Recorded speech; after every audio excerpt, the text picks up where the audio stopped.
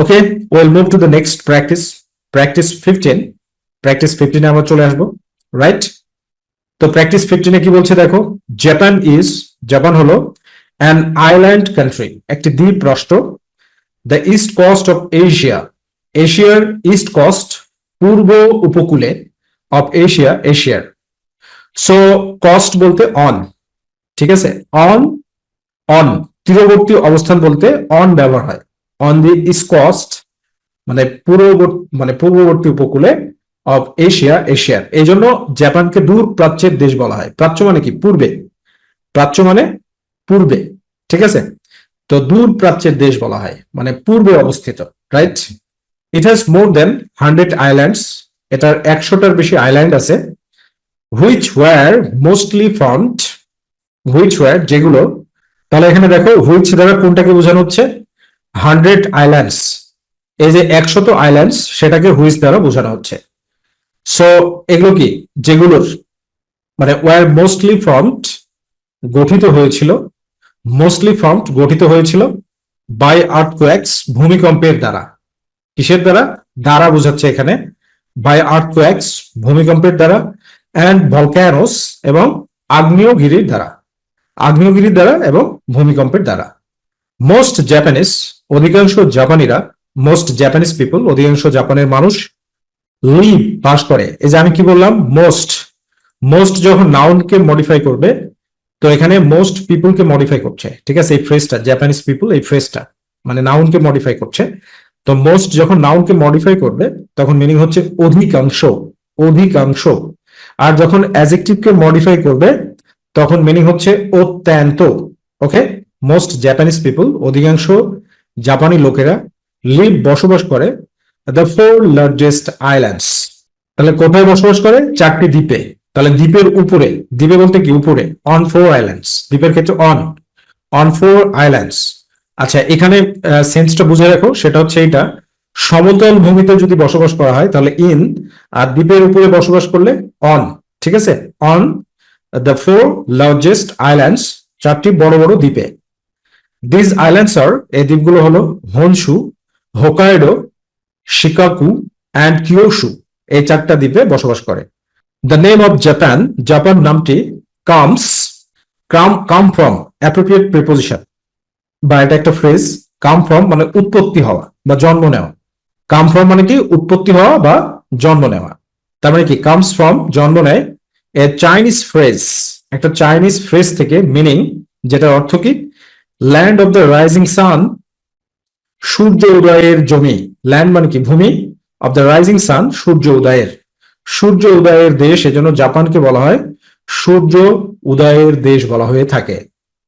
Japan has bored, Japan হাওলাত করেছে, other things, অন্যান্য জিনিস, ফ্রম দ্য চাইনিজ, মানে চাইনিজ থেকে, ইটস নেম, এর নাম।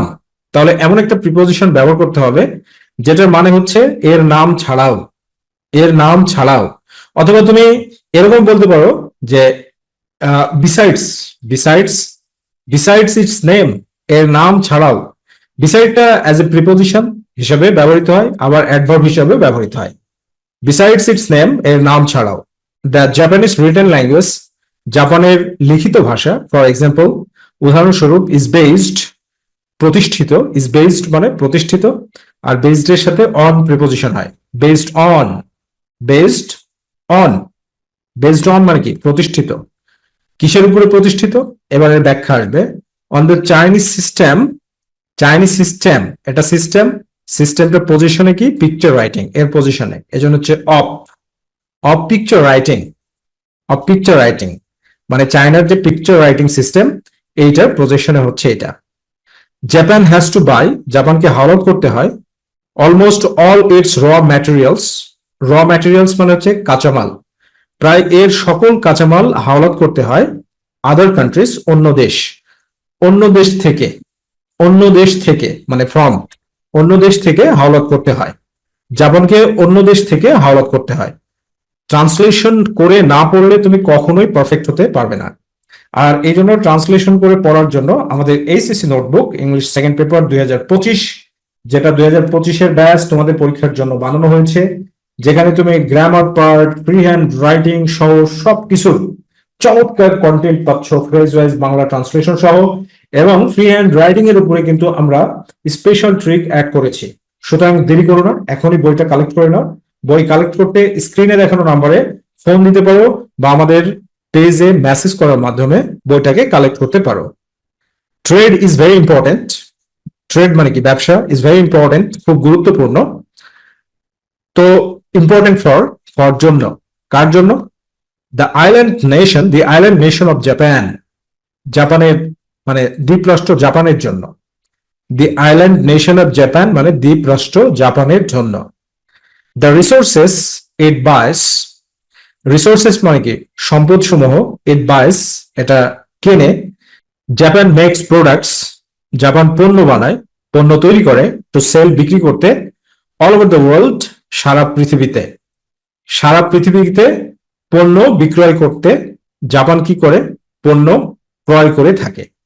ঠিক আছে, পণ্য ক্রয় করে থাকে। তাহলে আমরা এখানে কি বলতে পারি? আমরা বলতে পারি হচ্ছে উইথ বলতে পারি, অথবা বলতে পারি বাইও বলতে পারি। By the resources it buys, with হচ্ছে perfect, by informal. Okay, the resources it buys Japan makes products to sell all over the world. Okay my dear students, তো আজকের লেকচারটা এই পর্যন্তই। সবাই ভালো থাকো, সুস্থ থাকো, বি হ্যাপি অ্যান্ড সাকসেসফুল।